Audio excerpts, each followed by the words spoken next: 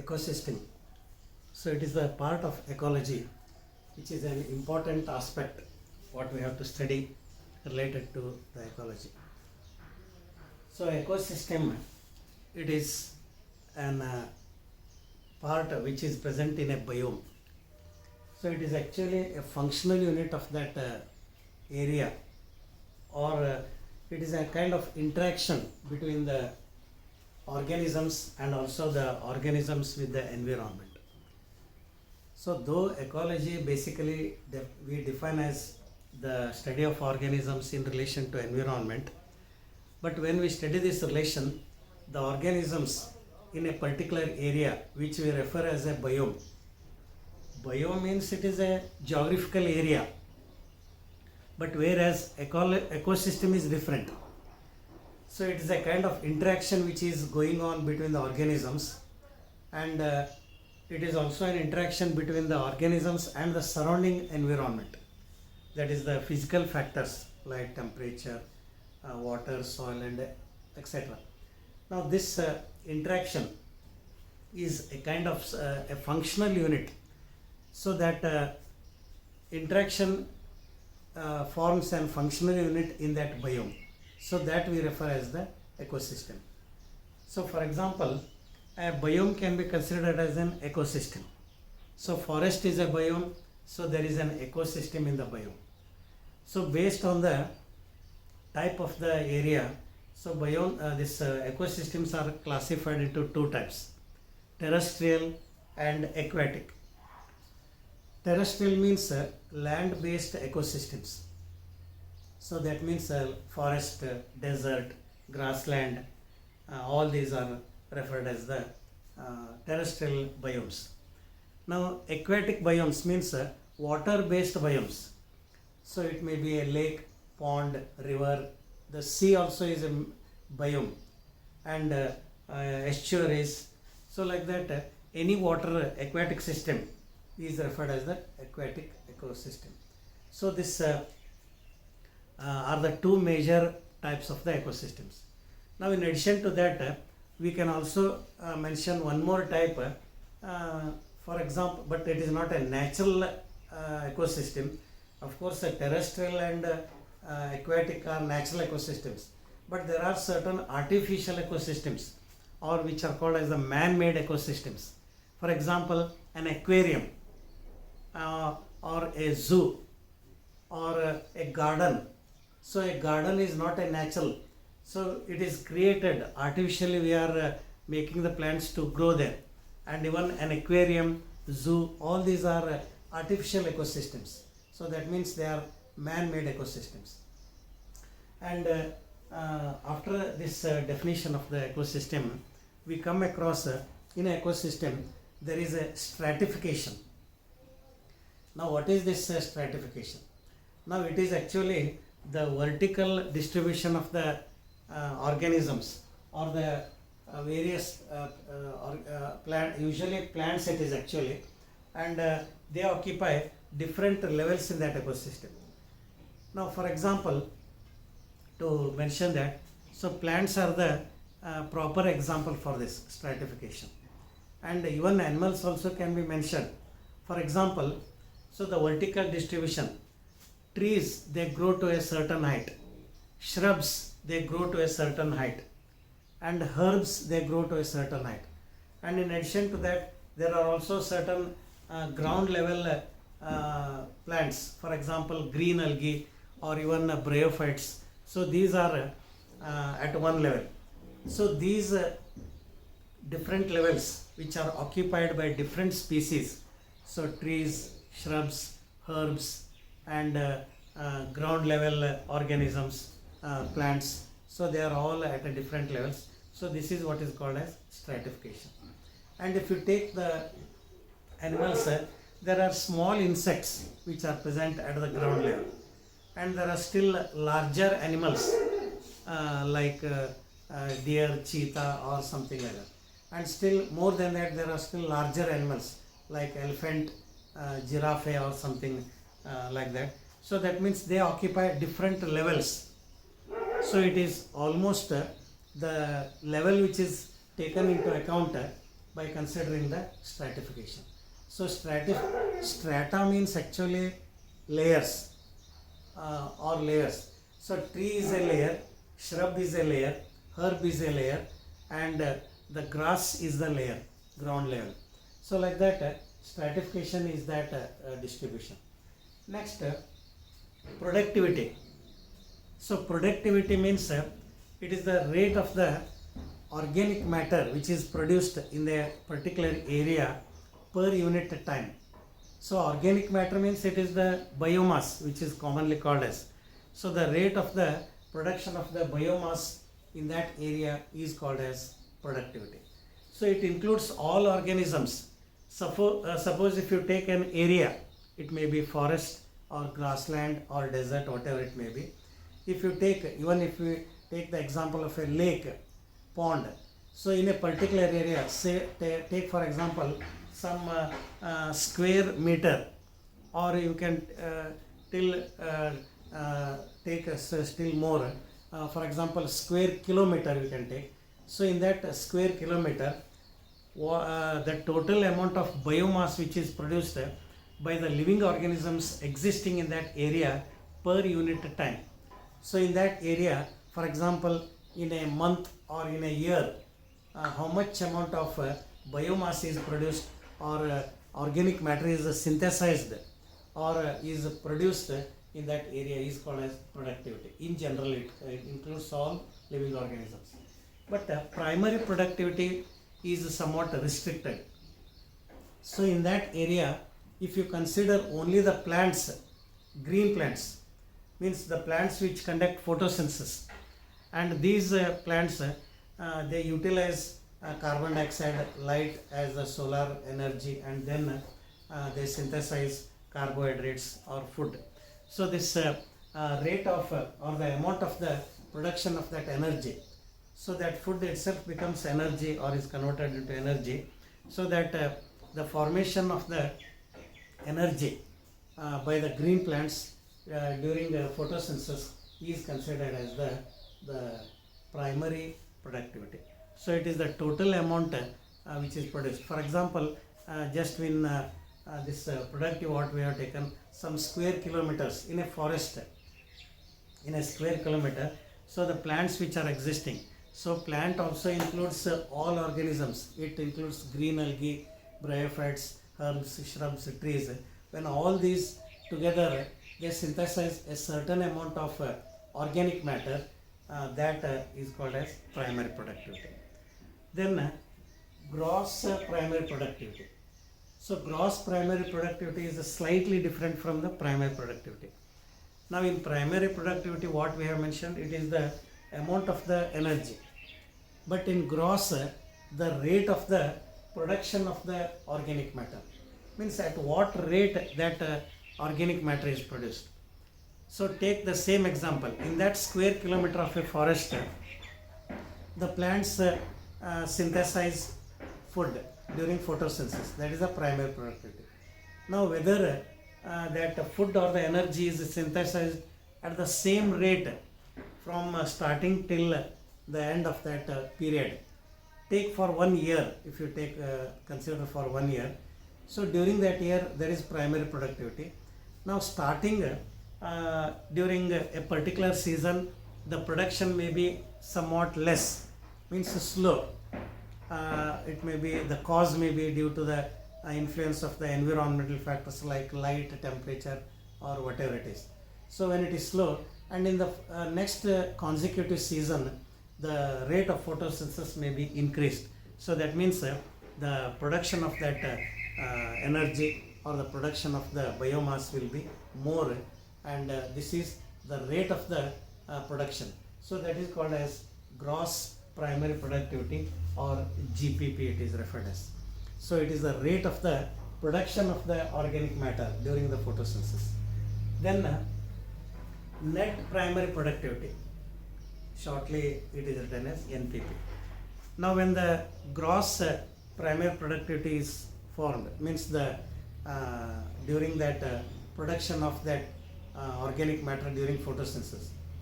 Now almost all the energy, all the food is not utilized by the living organisms, whether it is a plant or animal. So when plants synthesize food material, that food is converted into energy. Now when food is converted into energy, certain amount of energy, of course energy is stored in the form of ATP, certain amount of energy is lost in the form of heat. So that we come across in cellular respiration. When we study about cellular respiration, like a glycolysis, Krebs cycle, and terminal oxidation, or the electron transport system, or which is also referred as the oxidative phosphorylation. So there we can see a molecule of glucose when it undergoes oxidation and it produces energy. All the energy is not invested in the ATP. Certain amount of energy is dissipated in the form of heat. So like that here also, in that particular area, so that is taken into an area. So the GPP, the total amount of that biomass, the rate of that biomass which is produced, so that means deleting the respiration loss. So what total energy remains, of course in the form of ATP. So that total energy which is left in that organism is called as NPP. So NPP is equal to GPP minus respiration loss. So that means the amount of energy which is lost during respiration. That is net primary productivity. Then secondary productivity. Primary productivity, that is purely plants. Now secondary productivity means these plants are eaten by animals, which we refer as consumers. So plants are called as producers in the ecological terms. So they are also called as primary producers. So these primary producers are eaten by consumers. So consumers, when they feed on that producer, now whatever they feed, now utilizing that food or energy, they synthesize new type of organic matter. So that new organic matter which is synthesized by the consumers, it may be primary consumer, it may be secondary consumer, it may be tertiary consumer. So for example, in a food chain usually we study that grass, grasshopper, then this frog, snake, like that. So that means grasshopper eats grass, the frog eats grasshopper, the snake eats frog. So like that one feeds on the other. Now during this the consumers which feed on the producers, they synthesize a new material inside their body. That is referred as the secondary productivity. For example, take our example itself. So we feed on plants, we eat vegetables, fruits, seeds, all that. So that means they are producers, green plants there. So when we feed, we using that material, using that resource, we synthesize new material in our body. Now for example, blood, bones, so they are not directly obtained from the plants. When you eat a plant, you do not get directly blood, you do not get directly bone. So that means it is newly synthesized, of course utilizing the material of that. So we do not synthesize by our own, but we are having that method of synthesis. But the raw materials are again obtained from the plants. When you want to synthesize blood, we eat those whatever it may be, amino acids, carbohydrates. So all those things are taken and we synthesize that. So that means this new material, so that new organic matter which is synthesized by the consumers is called as secondary productivity. So like that primary productivity, secondary productivity are different. Then taking in a food chain, what is food chain? So in a food chain, it is the transfer of energy from one organism to another organism actually. So energy is transferred from producers to consumers. Producers are the main organisms which synthesize energy, which synthesize food that is converted into energy, and they are eaten by consumers.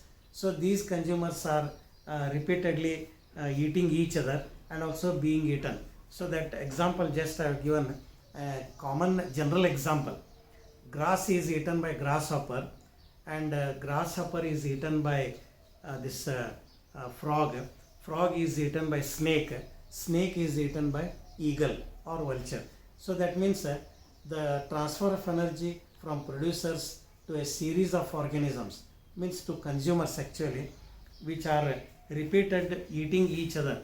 Means the frog is eating the grasshopper and snake is eating the frog, and being eaten. So when one eats the other, it will be eaten by the other. So when the frog eats grasshopper, the frog is eaten by snake. So that is actually a chain which is seen naturally in an ecosystem. This is what is the meaning of ecosystem. So we can mention here two types of food chain. Of course there are many types, but we are concerned only with these two types: grazing food chain and a detritus food chain. So grazing food chain means when the producers are having grazing herbivores. So the grasshopper is called as the primary consumer or herbivorous, which feeds on the plants. Similarly, when grass is eaten by goat is the primary consumer, and it is also called as the herbivores, and man is the secondary consumer, which is it is referred as the carnivores. So he feeds on the goat. So like that, a food chain, when it consists of grazing herbivores, we refer it as the grazing food chain, GFC. And this grazing food chain in an aquatic ecosystem, take for a pond or a lake, it is a major conduit in an ecosystem for the energy flow. So that means in that water, the flow of energy takes place only by the producers there, and that is why the GFC is the major conduit for the energy flow in an aquatic ecosystem. So that is what is about GFC, just in brief. Then detritus food chain. Detritus means the matter or the material which is used for decomposition. Any material which undergoes the decomposition, which undergoes the decay, we call it as detritus. So when a food chain starts with the detritus, it is called as detritus food chain. So grazing means where the primary consumers are grazing herbivores. But in the detritus food chain, the starting itself is the detritus, the material for decomposition. So that is decomposed by earthworm. So detritus form the primary producers, and the earthworms, they feed on the detritus, and they are the primary consumers. So they are detrivores, and then the frog feeds on the earthworm, secondary consumer. Then the snake feeds on the frog, which is the tertiary consumer.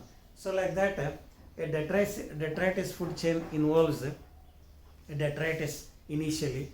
So these are the two types of food chains which we can mention. But in addition to this, we can also mention a parasitic food chain, just to have an extra example. When the consumers are parasites, then we call it as parasitic food chain. For example, in a tree, there are birds, there are monkeys, like that. So they are primary consumers. So if the monkey or the birds are having certain parasites in their body, like it may be small insects like lice or ticks or any bugs which are called as, so they are parasites on the monkeys or birds. Now again, there are certain pathogenic fungi or pathogenic organisms which are present in the body of the insects. So that means there we come across parasites in the consumer level or at the consumers group. So there it is called as parasitic food chain. So like that we can mention different types of food chains, but at present we are concerned only with the grazing food chain and the detritus food chain. So these are the two types of food chain. Thank you.